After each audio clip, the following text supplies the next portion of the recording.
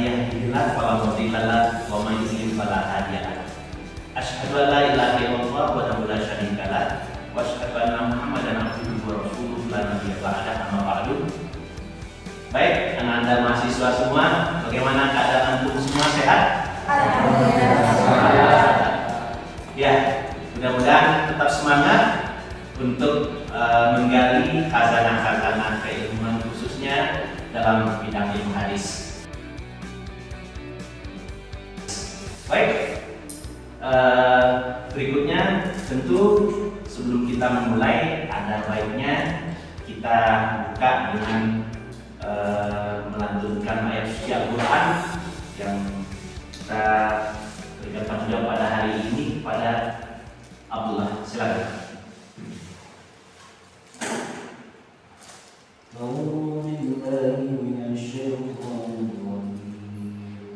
Bismillahirrahmanirrahim. Yas'alunaka 'anil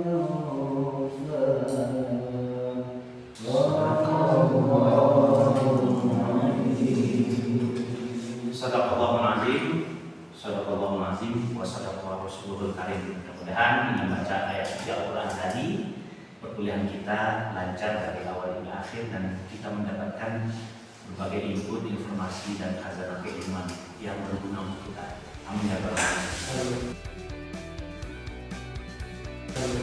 Baik, sebelum kita masuk kepada pembahasan kita pada pertemuan ke-12 ini, yaitu tentang hadis maudhu, Bapak akan memberikan review atau pertanyaan pemantik gitu ya untuk materi kita sebelum materi hari ini.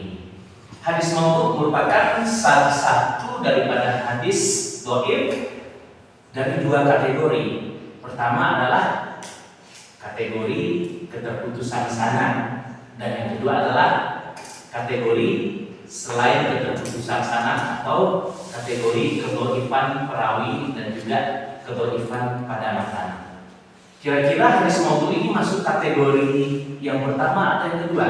Kategori terputusnya sanad atau kategori selain keterputusan sanad? Siapa yang bisa menjawab? Selain hadis maudhu. Apa? Yang tadi Selain keterputusan sanad. Berarti yang dibahas dalam hadis maudhu ini adalah kedhaifan yang bukan keterputusan sanad. Baik, bagus ya. Oke, untuk itu kita akan langsung saja memulai pembahasan kita, yaitu tentang hadis maudhu.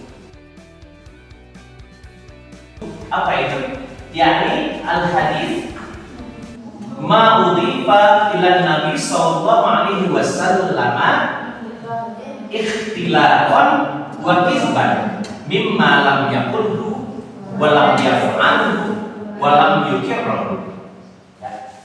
Jadi segala sesuatu yang disandarkan kepada Nabi sallallahu alaihi wasallam, baik itu perkataan, perbuatan dan ketetapan, ikhtilafan, apa itu? Mengada-ada, secara mengada-ada, wa kizban, dan juga secara bohong, mimma lam yaqulhu, terhadap sesuatu yang enggak pernah dikatakan Nabi, walam yaf'alu, dan tidak juga pernah diperbuat Nabi, walam yukirrahu, dan juga tidak pernah ditetapkan Nabi. Nah ini dia hadis maudhu. Tentunya kita akan melihat sejarah daripada hadis maudhu ini sendiri, ya. Ada dua versi yang mengatakan tentang sejarah hadis maudhu. Yang pertama adalah hadis maudhu ini sudah ada pada masa Rasulullah. Salah satu ulama hadis yang bernama Ahmad Amin, ya.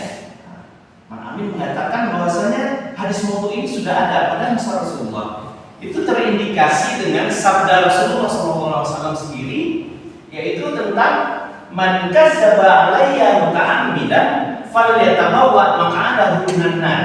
Salah satu daripada contoh daripada hadis apa ini? Hadis mutawatir, lafzi atau ma'nawi? Salah ya. Yang betul adalah mutawatir lafzi, ya. Kemudian yang kedua, tentunya ini menurut jumhur ulama, menurut mayoritas ulama hadis mengatakan bahwasanya hadis maudhu ini ada ketika sudah muncul ketika Nabi wafat. Mana ketika Nabi wafat, khususnya pada khilafah Ali bin Abi Thalib itu terjadi berbagai macam pertentangan, gejolak politik bukan antara Ali dan Muawiyah, tetapi antara pengikut Ali dan pengikut Muawiyah. Ini kira-kira apa yang terjadi di sini? Tentu pertentangan politik, sama seperti orang pemilu ya. Nah, itu awalnya pertentangan antara Ali dan Muawiyah. Antara pengikut Ali dan Muawiyah itu dari dulu memang waktu Nabi sudah wafat. Dan setelah itu diikuti lagi dengan ketika Utsman bin Affan wafat dan pembunuh Utsman ini tidak ketemu.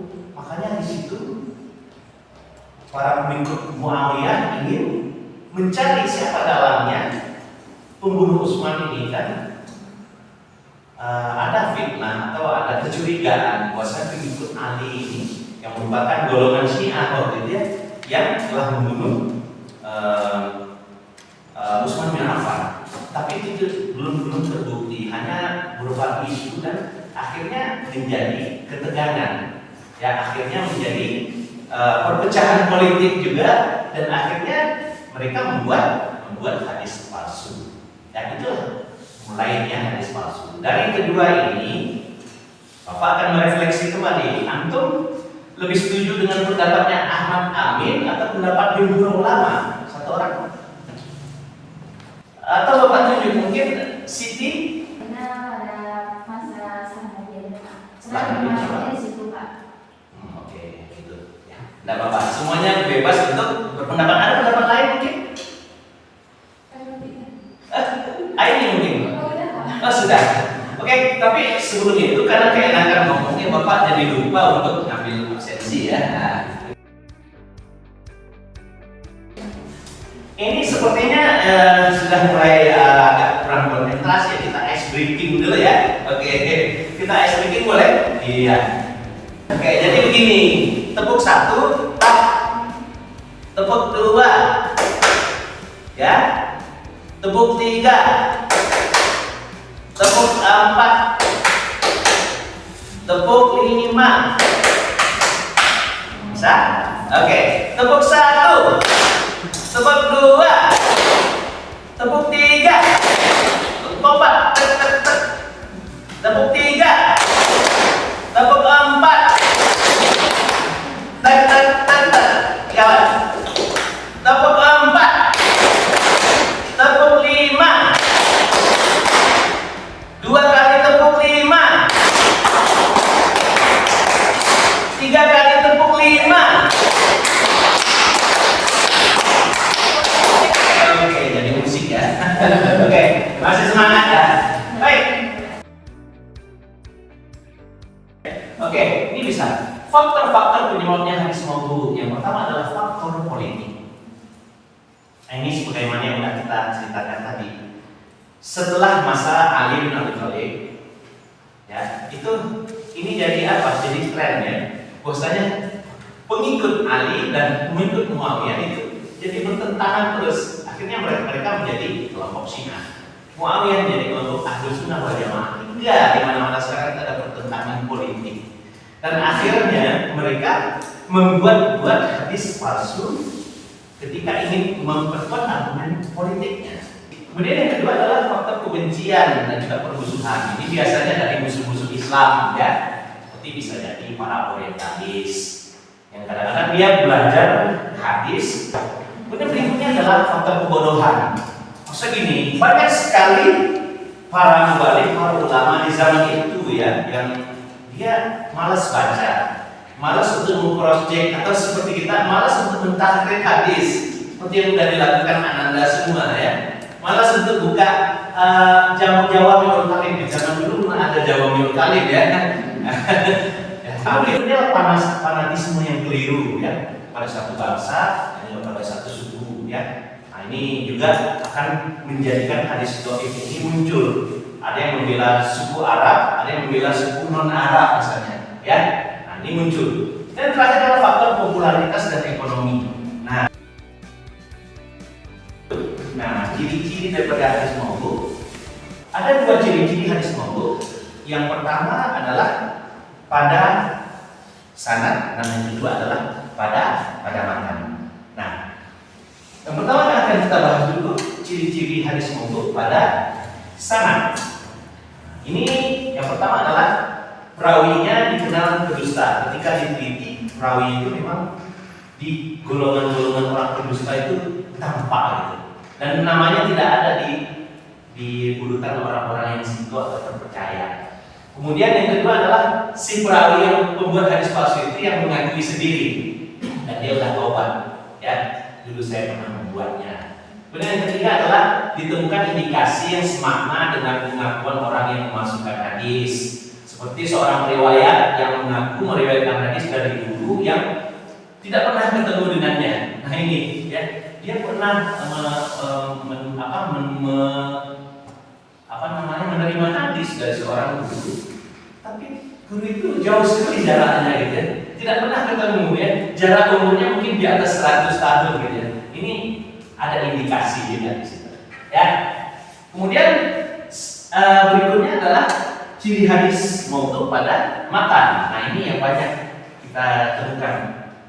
Pertama adalah adanya kerancuan redaksi atau keanehan pada redaksi. Contohnya apa? Al-Bazinjan, Syifaun Bikulidah, ya. Terong itu, itu terong ya Bang. Terong ya merupakan obat dari segala penyakit. Kalau kita lihat terong itu sendiri, kalau kita makan juga kita bakal loyo ya. Ya nggak mungkin ya. Terong ya. Kemudian lafaznya itu aneh ya, Al-Bazinjan gitu ya. Yang berikutnya ada kerusakan makna gitu pada lafalnya, seperti orang yang membaca la ilaha illallah satu kali, maka dia akan diberikan seekor burung, ya, seekor burung di mana dia memiliki 9 bahasa, dan 9 bahasa itu semuanya mendoakan kebaikan untuknya. Luar biasa banget ya. Hanya la ilaha illallah sekali, pahalanya begitu gede ya. Ini secara logikanya tidak masuk ya. Kemudian yang ketiga, ciri-ciri hadis maudhu yang ketiga yaitu bahwasanya pada matan hadis ini tidak sesuai dengan fakta sejarah, ya, tidak sesuai dengan fakta sejarah. Fakta sejarah maksudnya gini, seperti utlubul ilma walau bisin, tuntutlah ilmu walau di negeri Cina. Dan penamaan Cina ini belum ada di masa Nabi, ya.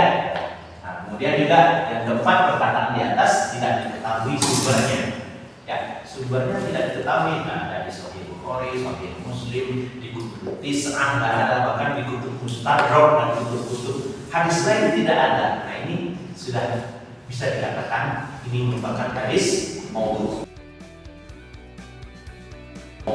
Nah, berikutnya adalah tentang hukum meriwayatkan hadis maudhu. Hukum meriwayatkan hadis maudhu tidak banyak, adalah haram. Ya, karena isinya adalah bohongan. Karena Nabi tidak pernah mengatakan, tidak pernah memperbuat, dan juga tidak pernah mentakdir atau menetapkan. Ya, kecuali hanya untuk menunjukkan oh ini adalah hadis maudhu. Dan ini sebab-sebabnya kenapa dikatakan maudhu. Seperti kita belajar hadis maudhu sekarang. Ini sebenarnya Bapak meriwayatkan ini, tetapi maksudnya untuk menunjukkan agar kita berhati-hati. Ya. Nah, ini dia banyak sekali akibat dari munculnya hadis maudhu ini banyak banget. Yang pertama menimbulkan atau mempertajam perpecahan, baik itu perpecahan antara politik, antar mazhab, juga antar suku ya. Kedua, tercemar nama Nabi, mencemarkan nama Nabi sebagai utusan Allah. Kemudian ketiga, mengkaburkan pemahaman umat terhadap Islam. Dan keempat, melemahkan jiwa dan semangat keberagaman dan semangat keislaman. Ya, baik. sekarang kita akan mempresentasikan poin-poin pendek diskusi daripada kelompok kecil yang sudah dibentuk ya. Bapak telah memberikan tugas tadi yaitu tentang apa? Tentang Anda mencari hadis-hadis maudhu ya. Sebagaimana yang sudah Bapak jelaskan di WA kita tadi, bahwasanya ada tugas yaitu mencari hadis maudhu dan juga menjelaskan ini indikasi hadis maudhu ini pada matan atau pada sanad. Kalau pada matan apa motifnya, cirinya apa? Ya, pada sanad apa? Juga mungkin bisa untuk prediksi dan analisa apa penyebabnya atau apa faktornya. Ya, baik. Yang pertama kita berikan kesempatan kepada kelompok Hafiz, kelompok 1. Ya, silakan kepada kelompok 1. Waktu dan tempat dipersilakan.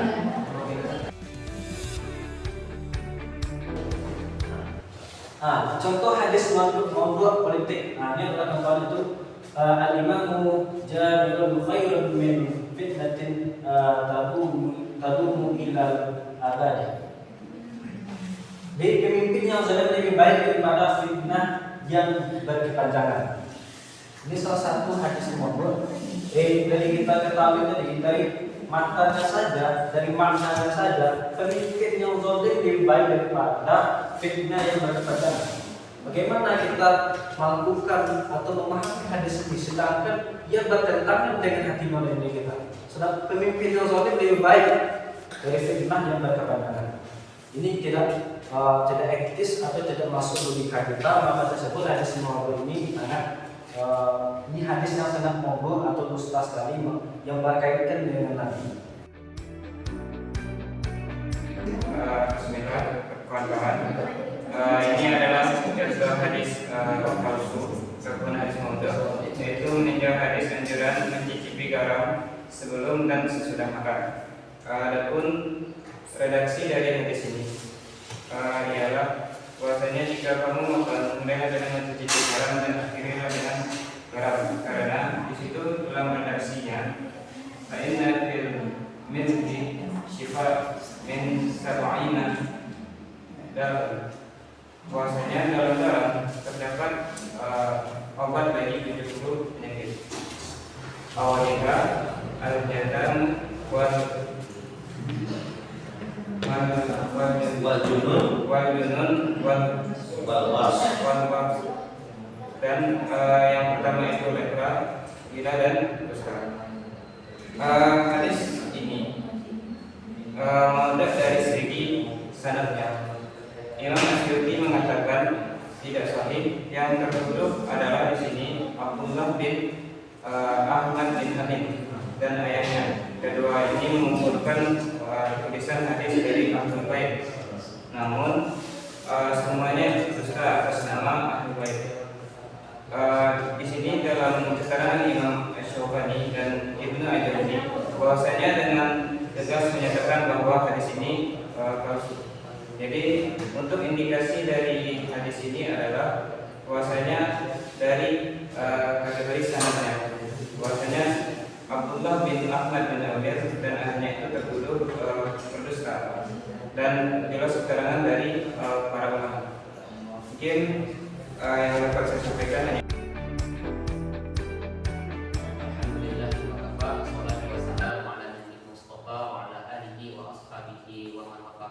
baik. Pada kesempatan kali ini mungkin kami dari kelompok 3 akan sedikit ingin mempresentasikan contoh dari hadis maudhu yang telah kami bahas bersama. Insyaallah kami akan presentasikan kepada kawan-kawan yang telah bisa hadir pada siang hari ini, yang mana kami membahas dan mengangkat suatu hadis berkaitan dengan politik, yang mana membahas sebuah pemimpin, yang mana pada bunyi matan hadisnya sultan qaumin Allahumma, yang mana dia dari hadis di atas, pemimpin suatu kaum adalah orang yang paling zalim di antara mereka. Yang mana kita bisa melihat kalau dari matan saja itu kita tidak menemukan di mana letak kemaudhuannya. Akan tetapi Tapi ketika kita rujuk dan kita pilih kembali, kita baru bisa menemukan nampak dari kemauduan dari hadis yang telah kami tampilkan di depan. Yang pertama itu status maudunya tidak ditemukan dalam kitab hadis yang terpercaya. Seperti apa yang telah kita pelajari adalah kitab Kutubut Tis'ah dengan Sittah. Itu hadis yang di depan itu tidak kita temukan pada sumber hadis yang telah terperinci oleh jumhur ulama tentunya. Dan selanjutnya tidak memiliki sanad atau mata rantai riwayat yang sah dari Nabi Sallallahu Alaihi Wasallam. Sebagaimana kita lihat hadis yang di depan itu memiliki sanad yang tidak sah dan tidak meski tersambung, akan tetapi sanad hadisnya memiliki perawi yang kadzab, yang pendusta. Adapun letak kemauduannya dalam hadis yang telah kami paparkan di depan, yaitu itu bertentangan dengan syariat Islam. Terkait memerintahkan taat kepada pemimpin selama tidak memerintahkan maksiat, terus mengandung unsur provokasi dan fitnah terhadap penguasa. Dan tidak ada dalam kitab hadis standar tentang termasuk hadis wahid. Bagaimana yang telah saya sampaikan, bahkan di hadis di kitab hadis yang terpercaya saya tidak ada. Bagaimana dengan hadis dalam kitab hadis lain? Terus letak kemauduannya ini bisa kita lihat gitu. Seperti yang kita lihat, matanya seperti memfitnah kepada pemerintahan kita zaman sekarang. Ya, walaupun kita tidak melihat ya, apakah ini berkaitan, apakah ini betul atau tidak, tapi ini tanda dari matanya ini seperti sudah memfitnah, sudah tidak sesuai dengan syariat dan membuat kekacauan ya. Iya, akan memberikan suatu semakin panas, ya. hangat pastinya. Jika kalau diimplementasikan hadis ini kepada satu masyarakat umum tentunya. Mungkin cukup itu saja yang bisa kami sampaikan.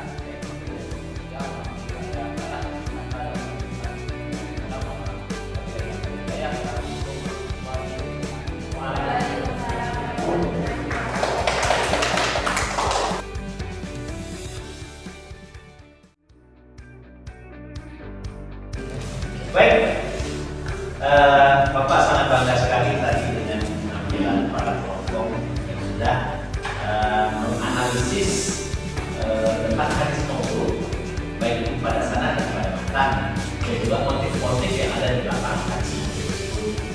Kita mendengar tadi betapa bahayanya hadis maudhu ini kalau dipercaya. Itu saja dapat Bapak sampaikan pada hari ini. Minggu depan, insya Allah kita akan masuk kepada materi kita yang baru, yaitu tentang at-tahammul wa ada, yaitu adalah cara-cara penerimaan dan juga cara-cara meriwayatkan hadis kembali. Ya, untuk tugas nanti akan Bapak kembali share di grup WA kelas apa saja yang perlu antum persiapkan dengan kelompok yang baru tentunya. Ya, kita akan rolling kelompok yang ada agar semuanya bisa berpadu-padu dengan baik. Ya. Demikian dulu yang dapat Bapak sampaikan. Oh ya, absen. Silakan. Ya, pesan Bapak pada Anda semua, rajin-rajin belajar, jaga kesehatan, dan juga saling membantu ya antara yang memiliki kemampuan yang lebih daripada kawannya agar share kepada kawannya agar kita sama-sama maju dan akhirnya bisa wisuda bareng. Ya, amin. Amin. Demikian dulu yang dapat Bapak sampaikan. Astaghfirukum min kulli khata'an. Nastatim bi fa'ana fi hadzal nahar bil hamdalah. Alhamdulillahirabbil alamin. Oke. Assalamualaikum warahmatullahi wabarakatuh.